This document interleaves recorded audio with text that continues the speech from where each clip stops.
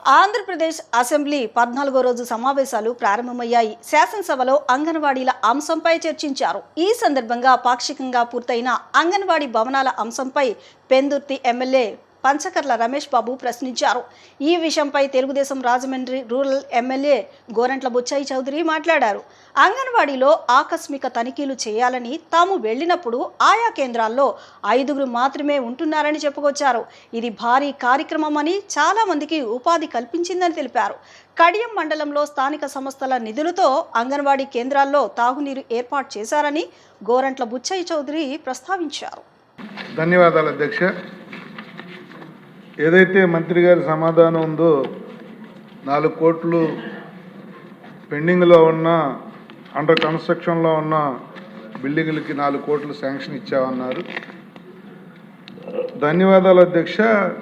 4 కోట్లు అయితే సరిపోవు అధ్యక్ష. ఎందుకంటే ఒక్క మన జిల్లాలోనే, ఉమ్మడి విశాఖ జిల్లాలోనే తీసుకుంటే రాష్ట్ర వ్యాప్తంగా కాదు, 2684 అంగన్వాడీ సెంటర్లు ఉంటే ప్రభుత్వ భవనాలు ఉన్నది 1100 అధ్యక్ష. 1584 సెంటర్లు అద్దె భవనాల్లో రన్ అవుతూ ఉన్నాయి. వాటికి కూడా కనీస వసతి కూడా గత ప్రభుత్వం కలగజేయలేదు అధ్యక్ష. ఏదైతే ఏ వర్గాలకైతే ఇది సేవలు అందిస్తూ ఉందో, చిన్నపిల్లలు, గర్భిణీ స్త్రీలు, డెలివరీ అయిన తల్లులు, ఆ వర్గాల వారికి సేవలు అందించే ఈ సెంటర్లో గత ప్రభుత్వం కనీస వసతులు కూడా ఇవ్వక వాళ్ళు కనీస వేతనాల కోసం ఫైట్ చేస్తే వాళ్ళని అరెస్ట్ చేసి ఎస్మా కింద వాళ్ళని అరెస్ట్ చేసి వాళ్ళని ఇబ్బందులకు గురి చేస్తే, ఒక ఎంప్లాయీ కంఫర్ట్గా లేనప్పుడు అది ఆ సెంటర్లకు వచ్చే పిల్లల మీద కానీ తల్లుల మీద కానీ పడే సందర్భం అధ్యక్ష. అనేక ఇబ్బందులు పెట్టి అంగన్వాడీలో పనిచేస్తున్న ఎంప్లాయీస్కి కూడా పింఛన్లు కానీ, అమ్మఒడి కానీ, ఇళ్ల స్థలాలు కానీ వర్తించకుండా చేసిన పరిస్థితులు అధ్యక్ష. గత ప్రభుత్వం ఇన్ని తప్పులు చేస్తే మనం వచ్చిన తర్వాత ఈ సంవత్సరాల కాలంలోనే మన జీతాలు విషయంలో కానీ, కొన్ని చోట్ల మంచినీటి సదుపాయాలు, మరుగుదొడ్లు ఇవన్నీ ఏర్పాటు చేయటంలో కానీ, అలాగే 58,204 మంది వర్కర్స్కి స్మార్ట్ ఫోన్లు ఇచ్చి 75 కోట్లు ఖర్చు పెట్టడం కానీ, ఆధార్ శాతం 70% నుంచి 96% పెంచడం కానీ మనం చేసిన ఘనతలు అధ్యక్ష. అయితే మీ ద్వారా ప్రభుత్వాన్ని, మంత్రి గారు నేను కోరేది ఏమిటంటే, ఇప్పుడు మీరు ఇచ్చిన బడ్జెట్ అయితే చాలదు, ఇంకా పెద్ద మొత్తంలో నిధులు కేటాయిస్తే అక్కడ కంఫర్ట్ ఉత్పత్తి చేయగలిగింది మనం ఏమీ ఉండదు.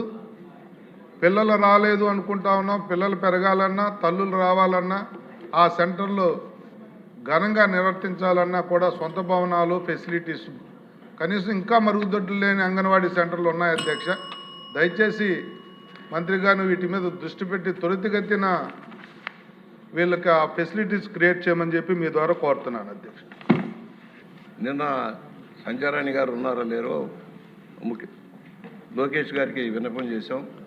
అంగన్వాడీ కేంద్రాలు మేము చాలా చోట్ల తనిఖీ చేస్తాం సార్. ఇక్కడున్న మన సహచర శాసనసభ్యులు కూడా విజ్ఞప్తి చేస్తున్నాం. అక్కడికి వెళ్ళినప్పుడు తప్పనిసరిగా ఒకసారి ఆకస్మిక తనిఖీలు చేయమని కోరుతా ఉన్నాం సార్. ఎందుకంటే అనేక లోపాలు బయటపడుతూ ఉన్నాయి. అక్కడ పిల్లలకి ఆహారం సరిగా సప్లై చేయని కొంతమంది హెల్పర్స్ కానీ, టీచర్స్ కానీ ఉండటం మనం చూస్తూ ఉన్నాం. అసలు ఎంత సంఖ్య ఉంటుంది? మేము వెళ్ళిన చోట 4-5 కూడా పిల్లలు ఉండడం పరిస్థితి వస్తుంది. ఎందుకంటే కాన్వెంట్లకు వెళ్తున్నారని చెబుతారు. మనం సరైన సదుపాయాలు కల్పించినప్పుడు ఎందుకు ప్రైవేట్కి వెళ్తున్నారు, ఎందుకు భారీగా ఖర్చు పెడుతున్నారని ఆలోచన చేయాల్సిన అవసరం ఉంది. ఒకటి ఇన్ఫ్రాస్ట్రక్చర్. ఏదైతే ప్రైవేటు భవనాల్లో ఉన్న చోట టాయిలెట్లు లేవు సార్, మంచినీరు లేవు సార్, చిన్న చిన్న కుక్కిన గదుల్లో పెడతా ఉన్నారు సార్. దానివల్ల పిల్లలు అక్కడ ఉండటంలా ప్రైవేట్కి పోయే పరిస్థితి వస్తూ ఉంది.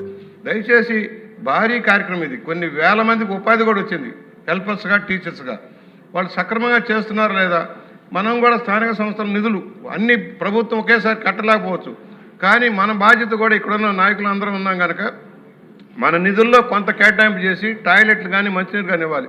మా దగ్గర కడియం మండలంలో మా ఎంపీపీ గారు ఏం చేశారంటే, అప్పటికప్పుడు ఎన్నైతే అంగన్వాడీ కేంద్రాలు అన్నిటికీ మంచినీళ్ళు ఏర్పాటు చేయించగలిగారు స్థానిక సంస్థల నిధులతో.